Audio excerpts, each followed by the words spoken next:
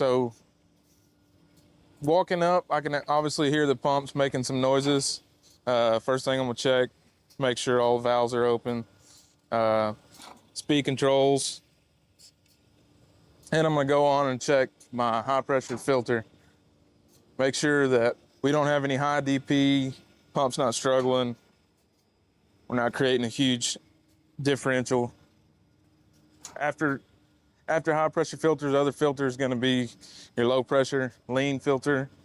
Now verify it as well. Make sure that we don't have a DP on it. So these are the areas that are gonna start to leak first. Normally, if you start seeing some kind of fluid on the bottom, this top block right here, it'll start leaking around the seams. Also, these blocks right here around the edges, they'll leak. And then also, you want to look out for your nipples going into the block. The threads over time, the amine, they tend to eat them up.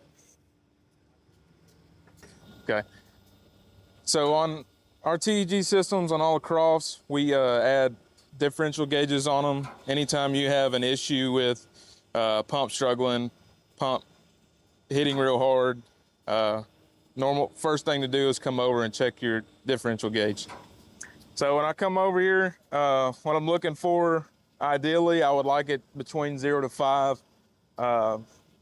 Anything around 10, you better be ready to start changing filters.